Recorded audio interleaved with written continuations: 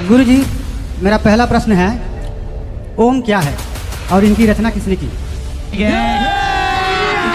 अभी मजा आएगा ना भिड़ो। हमारे यहाँ कोई भी मंत्र होता है उसके पहले ओम जरूर होता है। ओम नमो भगवते वासुदेवाय, ओम नमः शिवाय, ओम मतलब जो भी मंत्र, ओम मूल है। कैसे कैसे लोग रहते हैं यार यहाँ पर।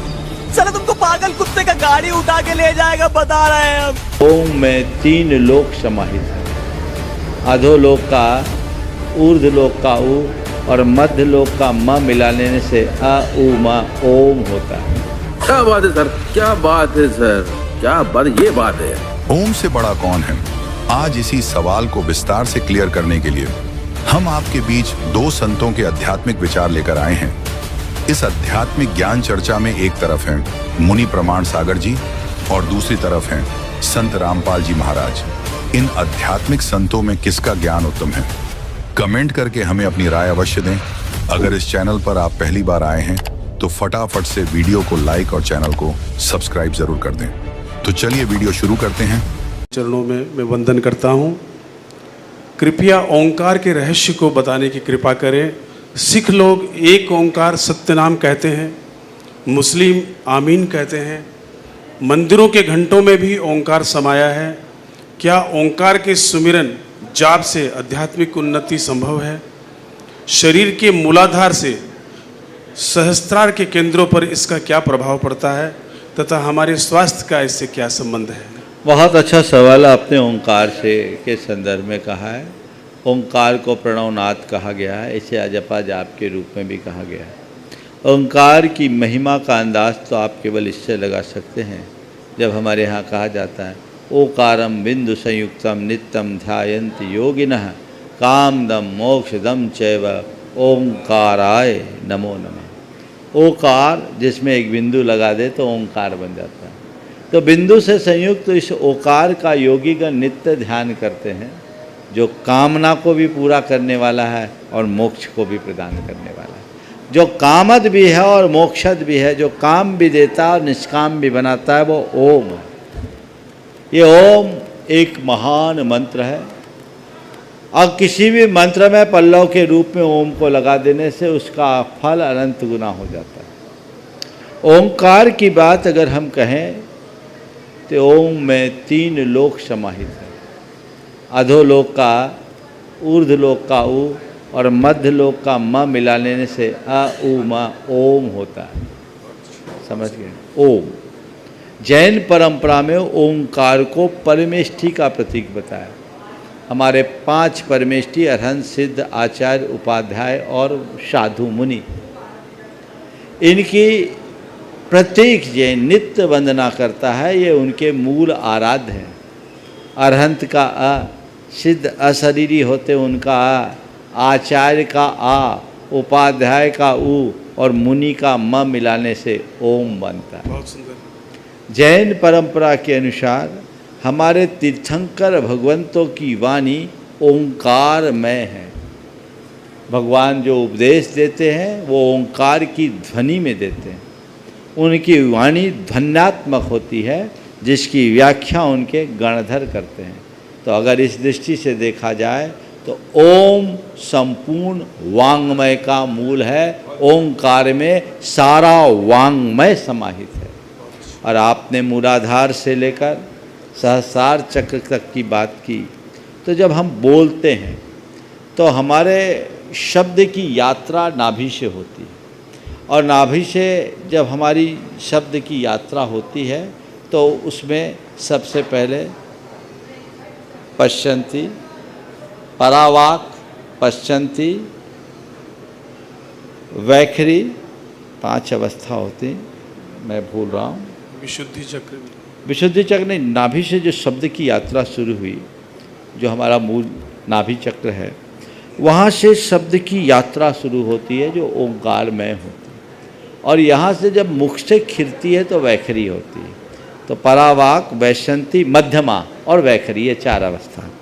तो यहाँ से चालू हुई वो परावाक ध्वनि है, जो ओंकार के मूल से अ से शुरू होती है।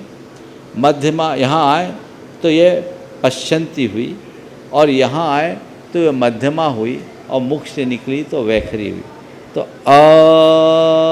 यहाँ ऊ, यहाँ आके ओ, और मुख में आने के बाद म, और तब तक पूरे मस्तिष्क में ओम को गूंजाएं, तो कहते हैं ऐसे व्यक्ति जो नित्य ओंकार का इस प्रकार से अभ्यास करता है उसे वाक सिद्धि हो जाती है, वचन सिद्धि हो जाती है।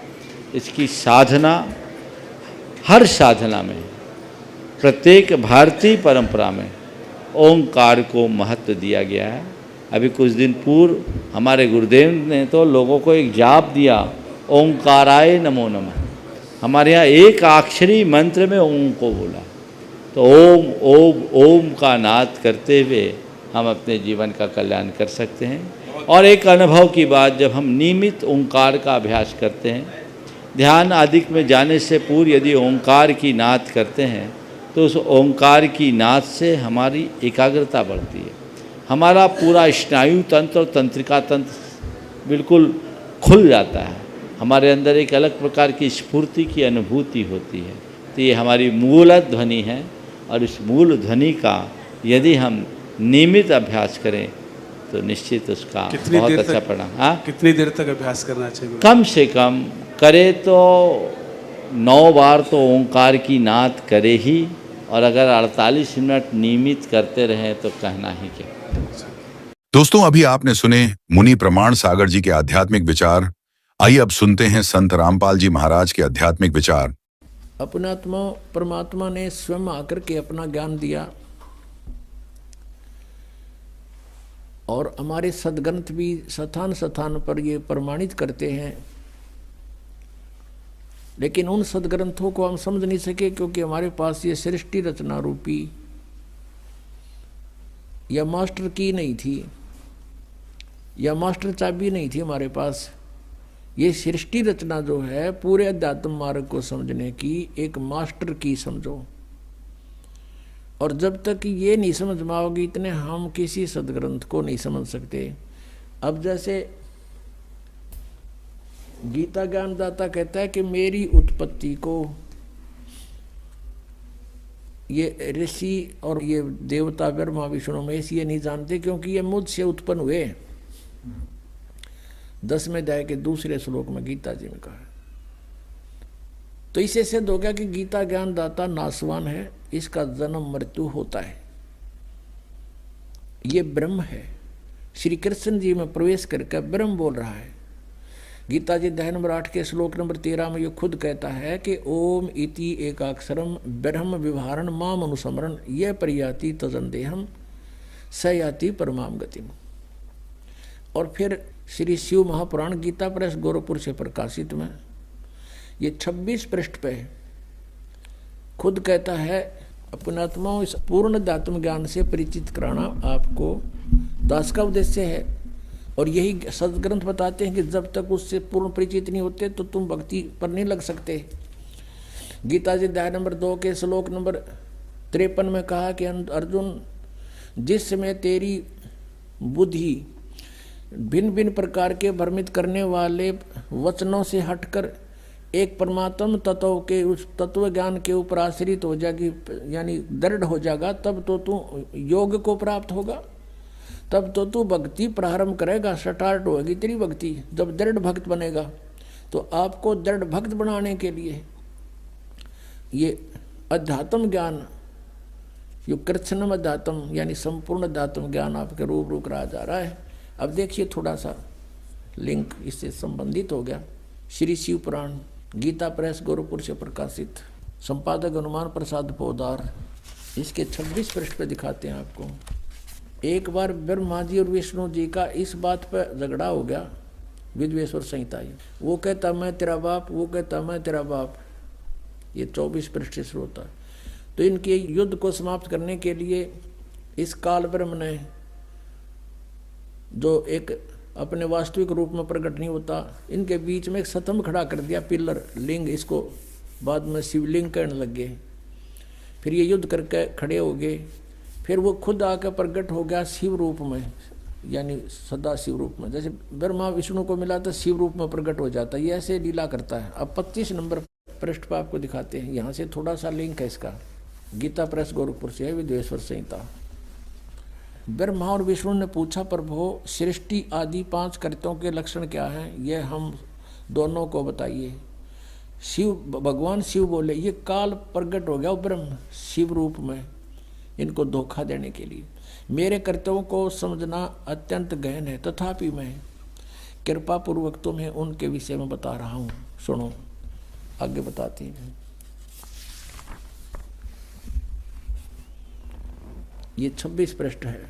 ब्रह्मा और विष्णु को कहता है, ये काल ब्रह्म पुत्रों, तुम दोनों ने तपस्या करके प्रसन्न हुए मुझ परमेश्वर से। अब परमात्मा कहते हैं, ये ज्योत स्वरूपी का निरंजनमय ही करता भाई, ये अपने आप को परमेश्वर कह रहा है यहाँ पर।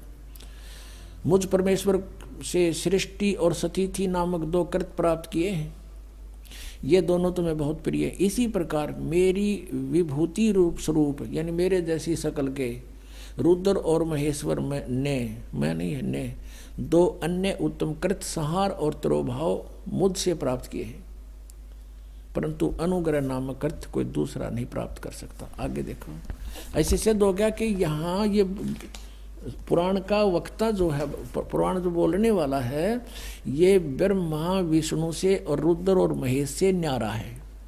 ये ब्रह्म है, ये काल है।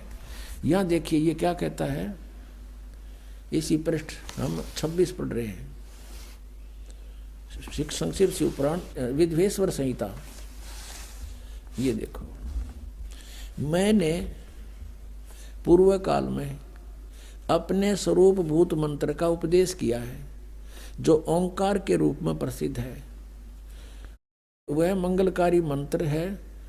सबसे पहले मेरे मुख से ओंकार यानी ओम प्रकट हुआ, जो मेरे रूप का बोध कराने वाला है। ओंकार वाचक है, मैं वाच्य हूँ। यह मंत्र मेरा स्वरूप ही है। प्रतिदिन ओंकार का निरंतर स्मरण करने से मेरा ही स्मरण होता है। मेरे उत्तरवर्ती मुख से अकार का, पश्चिम मुख से उकार का, दक्षिण मुख से मकार का और पूर्ववर्ती मुख से बिंदु का तथा मध्यवर्ती मुख से नाद का प्राकट्य हुआ। ये 5 हैं। एक तो पश्चिम वाले मुक्त हैं, एक तो उत्तर वाले मुक्त हैं, एक पश्चिम वाले मुक्त हैं, 2, 3 और 4 और 5वां बिंदु। ये मध्य तथा उत्तर वाले मुख से बिंदु और ये 5वां ये नाद। तो इस प्रकार ये 5 हो गए, एक उकार, मकार और आकार, आकार, मकार, उकार और मकार और बिंदु और नाद, ये 5 हो गए। इस प्रकार 5 अवयवों से युक्त ओंकार का विस्तार हुआ। इन सभी अवयवों से एकीभूत होकर यह प्रणव ओम नामक एक अक्षर हो गया। और ये मेरा मंत्र है। ये कहता ये मेरा मंत्र है, ओम एक अक्षर। ये ब्रह्मा विष्णु महेश से अलग है। ये काल ब्रह्म बोल रहा है शिव रूप में खड़ा होकर के। इन्होंने ये नीचे लिखा है कि ओम नमः शिवाय, ये 5 अक्षर का मंत्र है। ये गलत लिखा है, मूल संस्कृत में कहीं नहीं है। अब हमने ये देखना कि ये जो ओंकार नाम जिसका ओम मंत्र है, ये ब्रह्म है, ये ब्रह्मा विष्णु महेश से अलग है। ये कृष्ण के अंदर प्रवेश करके श्री कृष्ण में बोल रहा है गीता जी को। ये यहाँ भी ये करा मेरा एक ओम मंत्र है। अब इससे ये स्पष्ट हो गया कि गीता जी का ज्ञान ये काल बोल रहा है और श्री कृष्ण में प्रवेश होकर बोल रहा है। और ये कह रहा है कि मेरा तो एक ओम अक्षर है, ओम इति एक अक्षरम ब्रह्म विवरण माम अनुसमरण यह प्रयाति तजंदेहम सयाति परमाम गतिम। मुझ ब्रह्म का एक ओम अक्षर है, एक अक्षर है, नथिंग एल्स। सच्चिदानंद घन ब्रह्म की पूजा यानी तत्ब्रह्म, उस परम अक्षर ब्रह्म की साधना का 3 मंत्र का जाप है, उसको प्राप्ति का। ओम तत्सत, ओम ब्रह्म का सरपुरुष भी कहते हैं इस ब्रह्म को, और तत् अक्षर पुरुष का वो सांकेतिक है, और सत जो है परम अक्षर ब्रह्म का। इनकी मजदूरी करनी है। इन तीनों की साधना से ही परमात्मा प्राप्ति, सतलोक प्राप्ति होगी। ओम और तत् सांकेतिक है, ये दोनों मिलकर 2 अक्षर का सतनाम बनता है। और तीसरा वो सार नाम है जो सत कहा है गीता जी अध्याय नंबर 17 के श्लोक 23 में।